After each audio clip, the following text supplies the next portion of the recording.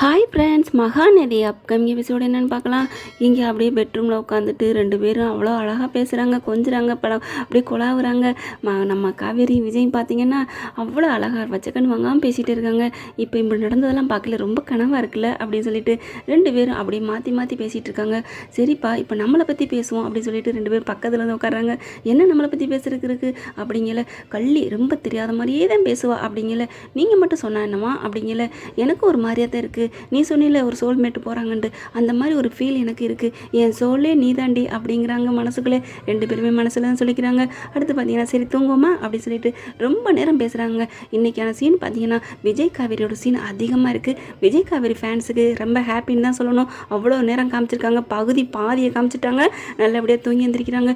அப்புறம் பார்த்தீங்கன்னா அங்கே விஜய் வந்து நோண்டிக்கிட்டு உட்காந்துட்டு இருக்காரு ஃபோனை. மாடியில் உட்காந்துட்டு இருக்காங்க. நிவின் வராங்க. நிவினை பார்த்தோன்னே ஹாய் வாங்க நிவின் அப்படிங்கல, என்ன கிண்டல் பண்ணணுங்கிறக்காண்டியே உட்காந்துட்டு இருக்கியா அப்படின்னு நிவின் கேட்குறாங்க. ரொம்ப தாயா உனக்குங்கிற மாதிரி. சேச்சா அப்படிலாம் இல்லை, ஏன் பிரதர் அப்படிலாம் நினைக்கிறீங்கன்னு விஜய் நல்லபடியாக தாங்க பேசுகிறாங்க. ஆனால் அவங்களுக்கு ஒன்றும் இல்லை, இங்கே வெந்துன்னு வந்து இருக்கிறது நிவின் தானே. பார்த்தா செம்ம காண்டில் இப்படி ஒரு மாதிரியாகவே முறுக்கு மாதிரியே நின்றுட்டு இருக்காங்க. பார்த்தீங்கன்னா செம்ம கோவமாக இருக்காரு. என்ன உன் வீட்டில் என்னை தங்க வச்சுட்டேங்கிற பார்க்குறியா? இருக்குடா, நீ வந்து வில்லைங்கிறது எனக்கு நல்லா தெரியும். நீ வில்லன் நல்ல மாதிரியே நீ நடிக்கிற. என்னை பொறுத்த வரைக்கும் நீ துரோகி தான், எதிரி தான் அப்படின்னு பயங்கரமாக மறுபடியும் கத்துறாங்க. விஜய் வந்து ஏன் பிரதர் என்னம்மா நீங்கள் என் மேலே கோவமாக இருக்கீங்க? நான் தான் நேற்றே மன்னிப்பு கேட்டேன்னு, மன்னிப்பு கேட்டால் எல்லாம் முடிஞ்சு போயிருமா அப்படின்னு தாம்தம்னு குத்திக்கிறாருங்க. கரெக்டாக திரும்புகிறாரு. காவேரி வந்து நிற்கிறாங்க. நீங்களுமா அப்படிங்கிற மாதிரி நிவினோட பார்வையில் எல்லாமே புரிஞ்சு போகுதுங்க. அவர் சொல்லாத 1000 வார்த்தைகள் வந்து விழுகுது அவர் கோவத்தில்.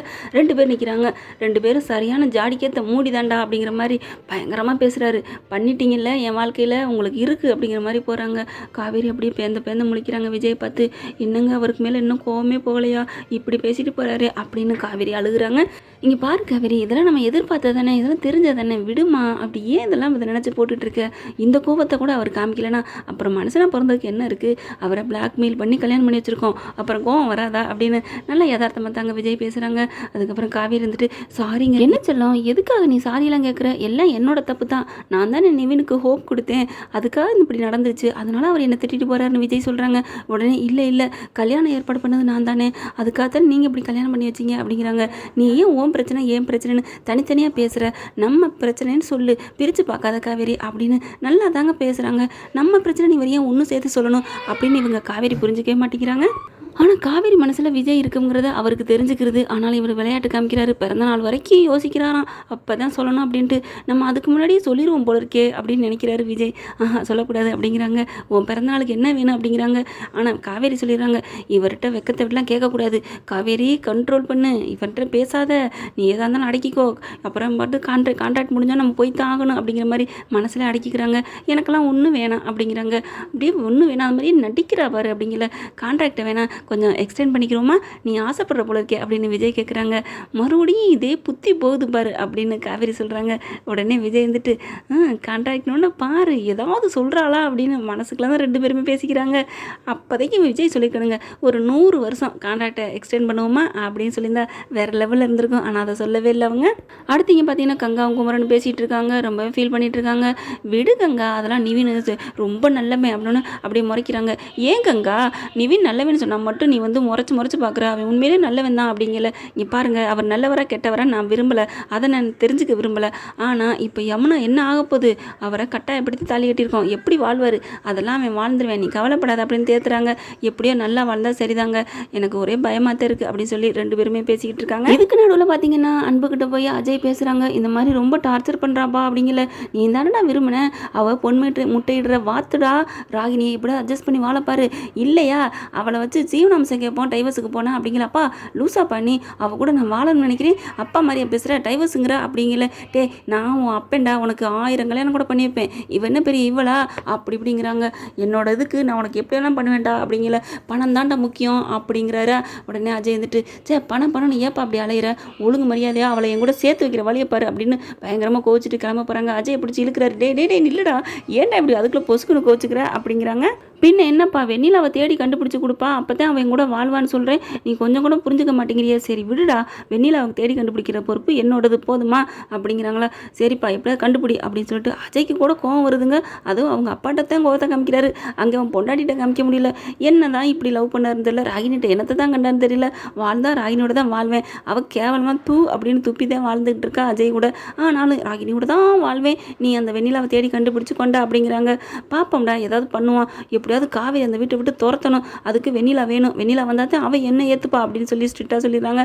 அன்பும் எப்படியாவது கண்டுபிடிக்கிறேன் அப்படின்னு சொல்லிடுறாங்க. அடுத்து என்ன பண்ணுறாங்க, நிவின் நம்ம ஊருக்கு போகணும், கண்டிப்பாக நான் இருக்கலை அப்படின்னு சொல்லிட்டு குமரனை பார்த்து கேட்குறாங்க.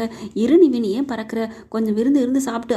அண்ணே நல்லா நான் அப்படியே மனசு சம்மதத்தோடு அப்படியே முழு மனசோடு நான் கல்யாணம் பண்ணியிருக்கேன், நீங்கள் வந்து விருந்து சாப்பிட்டு போகிறக்கு ஏன்னு அப்படி சொல்லிட்டு கிளம்பியே திருன்னு ஒத்த கால் நிற்கிறாங்க. சரின்னு சொல்லிட்டு வேறு வழி இல்லை அப்படி சொல்லிட்டு போவோம் அப்படி சொல்லி கிளம்ப போகிறாங்க. இங்கே காவேரியும் விஜயும் பார்த்து வர வேணாம் அப்படிங்கிறாங்க. விடு நிவின், இப்போ என்ன வந்தது வந்துட்டாங்க, உன்னை வீட்டில் விட்டுட்டு வந்துட்டு ஒன்றும் செய்ய மாட்டோம், அதுக்கப்புறம் உனக்கு சம்மந்தமே பட மாட்டோம் அப்படின்றாங்க. அதுக்கப்புறம் கூட்டி கொண்டே விடுறாங்க. விட்டுட்டு கிளம்பும்போது யமுனா பத்திரமா பார்த்துக்கோங்க பிரதர் அப்படின்னு. ஐயோ இந்த பிரதர்னு சொல்கிறத முதல் நிப்பாட்டியா, உன்னை பார்த்தாலே சரியான வில்ல கொடுற துரோகியா எனக்கு என் கண்ணு முன்னாடி நீ திர்ற, அப்படி இருக்கல எப்படியா நீ பிரதர்னு சொல்லுவேன், நான் எப்படி ஏற்றுக்க முடியும் அப்படிங்கிறாங்க. நிவின் பார்த்தீங்கன்னா இன்னும் ரொம்பவே கேவலமாக பேசிடுறாங்க விஜயை பார்த்து பேசணுன்னு. காவேரிக்கு என்ன ஆகுது, காவேரிக்காக என்னென்னமோ செஞ்சுருக்காங்களா விஜய், அதனால சும்மா விடுவாங்களா என்ன, செம்ம காண்டாறாங்க. ஒரு அளவுக்கு மேலே பொறுத்து பார்த்த காவேரி அப்படியே பொங்கி எழுந்துடுறாங்க. சும்மா நிறுத்துங்க நிவின் அப்படின்னு சொன்ன உடனே நிவின் அப்படியே பார்க்குறாங்க, என்ன காவேரி இப்படி வேகமாக பேசுகிறாளே அப்படின்ட்டு. அப்படியே காவேரி கண்ணு அனல் பறக்குது. என்ன நினச்சிட்ருக்கீங்க நிவின், நானும் போயிட்டு போகுது ஏதோ நம்ம தப்பு பண்ணிட்டோங்கிற கதை, நானும் அமைதியாக போயிட்டுருக்கேன். ஆனால் அவர் ரொம்ப ஒரு அளவு இல்லையா, இப்போ என்ன பெரிய பண்ணாதான் தப்பு பண்ணிவிட்டோன்னு நீங்கள் நினச்சிட்ருக்கீங்க, அவ்வளோ உதக்கம் அவர் மோசமான தப்பு பண்ணிட்டாரு, நீங்கள் உங்கள் வாழ்க்கை வீணாக போயிடக்கூடாதுங்கிற காத்த உங்களுக்காக ஒரு வாழ்க்கை துணையை சேர்த்து வச்சிருக்காரு, அதுக்கு நீங்கள் இன்றைக்கி இல்லைனாலும் என்னைக்காவது ஒரு நாளைக்கு என் வீட்டுக்கார் பண்ணது நல்லதுன்னு உங்களுக்கு தோணும், அதுக்கு நீங்கள் அவருக்கு நன்றி தான் சொல்லணும். நன்றி சொல்லாட்டியும் பரவாயில்ல, கொஞ்சம் ஏதோ அவரும் மன்னிப்பு கேட்குறாரு, எவ்வளவோ கெஞ்சி கேட்குறாங்க.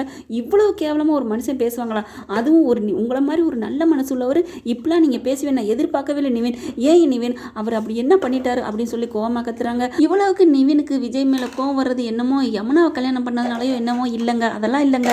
நமக்கு என்ன தோணுதுன்னா, இங்கே ஆசைப்பட்ட தன்னோட காவிரியை கல்யாணம் பண்ணிட்ட ஒரு கொடூரனா ஒரு தாங்க அவருக்கு தெரியுது, அந்த சாக்கை தாங்க இப்போ வச்சு தீர்த்துக்கிற அளவுக்கு நிவின் வெறுப்பை காமிக்கிறாங்க. அதுக்கப்புறம் ஒரு வழிக்கு மேலே நாங்கள் இங்கே இருக்க முடியாது அப்படிங்கிறாங்க. ஒரு நிமிஷம் நில்லுங்க அப்படின்னு குமரன் நிவின் பார்த்து விஜய் பார்த்து சொல்கிறாங்க. காவேரி விஜயும் இனிமேல் இதோட முடிஞ்சு போச்சு, இனிமேல் தங்கச்சிண்டு வர்றது மச்சினிச்சின்னு வர்ற வேலையெல்லாம் நேத்தோட முடிஞ்சு போச்சு, இனிமேல் இங்கே யாருமே வரக்கூடாது வச்சுக்கக்கூடாது அப்படின்னு சொல்லி பயங்கரமாக திட்டையில் குமரன் இருந்துட்டு, டே நிவின் என்னடா அப்படிலாம் பேசுகிற அப்படிங்கிறாங்க. அண்ணே நான் சொல்கிறது கேளுங்க, அவர் இங்கே கண்ணு முன்னாடி நிற்க நான் போக சொல்லுங்க அப்படிங்கல. ஹலோ நாங்கள் இனிமேல் வரல போதுமா அப்படின்னு காவேரி திட்ட ஆரம்பிக்கிறாங்க. இனிமேல் எந்த இதுக்கு நாங்கள் வரல, யமுனா இனிமேல் பார்த்துக்கடி உன் வாழ்க்கை உன் கையில் அப்படித்தான், நீ ஆசைப்பட்டு சேர்த்து வச்சாச்சு அப்படின்னு சொல்லிட்டு கிளம்புறாங்க. குமரனை பார்த்து எப்படியாவது நீங்கள் பார்த்து பேசி வச்சுட்டு வாங்க மாமா, ஏதோ கோவத்தில் நான் அவரை பேசிட்டேன் அப்படி சொல்லிட்டு வர்றாங்க. என்ன காவேரி இந்த கிளி கிழிச்சுவிட்டு இப்போ வந்து ஒன்று தெரியாத மாதிரி பேசுகிற, பின்ன அவர் என் புருஷனை பேசினா நான் எப்படி மாமா சும்மா இருக்க முடியும், அவர் என்ன பண்ணிட்டாரு, நல்லது தானே பண்ணினாரு, யாராந்த ஒரு சாதாரண ஒரு சராசரி மனுஷன் பண்ணது தான் அவர் பண்ணார், தான் உயிர் போயிடக்கூடாதுன்னு காவேரி யமுனாக்கா நான் அழுதேன், பொண்டாட்டிக்காக அவர் தவிச்சாரு, இப்போ என்ன கொலக்குத்தமாக பண்ணிட்டாங்க, அவருக்கு ஒரு கல்யாணம் தானே, அவர் வந்து ஆசை வார்த்தை காமிச்சார்ல, கட்டிக்கிறேன்னு சொன்னதுனால தானே யமுனா ஆசைப்பட்டா அப்படி இப்படிங்கிறாங்க. அவள் யமுனா சொன்ன மாதிரி அவள் அன்னைக்கே போயிருப்பாள்ல, எதுக்கு மாத்திரையை சாப்பிட்டோன்னு போய் காப்பாற்ற விட்டுருந்தா அவார்டுக்கு போயிருந்திருப்பாள்ல, அப்போ கூட அவள் வந்து நிவின் தான் காரணம்லாம் எழுதவே இல்லை, யாருமே காரணம்னு இல்லைன்னு தான் எழுதி வச்சுட்டு போயிருந்தா, அப்படியே ஒரு வழியாக நிம்மதியாக போயிருந்திருப்பாள்ல அப்படின்னு காவேரி பயங்கரமாக பேசுகிறாங்க. குமரன் விடு காவேரி பொறுமையாக இருக்கணும், நம்ம வீட்டு பிள்ளை அப்படிங்கிறாங்க. அவரும் நம்ம வீட்டு மருமேன்னு கொஞ்சமாக நினைக்கிறாரா, ஏன் இப்படி அப்படிங்கல. ஐயோ எனக்கு புரியுது காவேரி, விஜயும் நம்ம வீட்டு மருமையன், நிவினும் நம்ம வீட்டு மருமையன்ட்டா என்ன பண்ணுறதுனே புரியலைன்னு சொல்லிட்டு பாவங்க இந்த ஒரு நல்ல மனசு குமரன் கடந்து வெள்ளந்தி மனசுன்னு சொல்லலாம் படாத பாடுபட்டு இருக்காங்க. அப்படி விஜய்கிட்ட வந்து மன்னிச்சுக்குங்க கோச்சுக்காதீன்னு வந்து கெஞ்சுறாங்க. உடனே விஜய் சொல்கிறாங்க, என்ன ப்ரோ உங்களுக்கு மாதிரி தான் எனக்கும் அவரும் ரெண்டு பேருமே சகலை தான், நீங்கள் மட்டும் உங்கள் வீட்டு ஆள் மாதிரியும் நான் என்னமோ அடுத்த விட்டாலும் நான் வந்து இந்த வீட்டுக்கு விருந்தாடி வந்த மாதிரி பேசுறீங்க. இங்கே பாருங்க குமரன், உங்களுக்கு எப்படி இந்த வீட்டில் உரிமை இருக்கோ அதே மாதிரி தான் எனக்கு உரிமை இருக்குது. நீங்கள் எப்படி காவேரி புருஷனை யமுனா புருஷனை வந்து நம்ம வீட்டு மருமே எதுவும் ஆயிடக்கூடாதுன்னு நினைக்கிறீங்களோ அது மாதிரி தான் நானும் நினைக்கிறேன். என்னை நீங்கள் வேத்தாலாம் நினச்சி எனக்கு நீங்கள் மரியாதை கொடுக்குற வேலையெல்லாம் வேண்டாம் அப்படின்னு விஜய் பார்த்து சொல்ல காவேரிக்கு சந்தோஷம் தாங்கலை. அப்போ குமரன் மாமா அளவுக்கு இவர் நம்ம வீட்டு மேலே உசுராக இருக்காரா அப்படின்னு நினைக்கிறாங்க. இங்கிட்டு பார்த்தீங்கன்னா காவேரி பேசுனதை பார்த்துட்டு அப்படி விஜயால் சந்தோஷம் தாங்க முடியல, வரையில் அப்படி கட்டி பிடிச்சிடுறாங்க. எப்படி காவேரி எனக்கா இப்படி துடிச்சு போயிட்டேன், பின்ன எனக்கா நீங்கள் உயிரை கொடுக்கல, நான் நான் விட மாட்டேனா அப்படிங்கிறாங்க. அம்மா உயிரெல்லாம் விட வேணாம்மா வின்ன அப்படிங்கிறாங்க. நீ காலத்துக்கு என் கூட இருக்கணும் அப்படின்னு நினைக்கிறாங்க. அதே மாதிரி காவேரிக்கு ஒன்றுனா விஜய் துடிக்கிறதும், விஜய்க்கு ஒன்றுனா காவேரி துடிக்கிறதும் செம்ம சூப்பர் சீன்னு சொன்னாங்க. வரையிலே அப்படி ஒருத்தர் பார்த்துக்கிட்டே அப்படியே பாட்டை போட்டுக்கிட்டே வராங்க. காதல் பாட்டாக ஓடிட்டுருக்கு. ஓகே ஃப்ரெண்ட்ஸ், பார்க்கலாம் என்ன நடக்க போகுதுன்னு. இந்த பற்றி உங்களுக்கு பிடிச்சிருந்துச்சு உங்கள் பொண்ணான கையில் ஒரு லைக்கை போட்டு சப்ஸ்கிரைப் பண்ணிடுங்க. Thank you friends.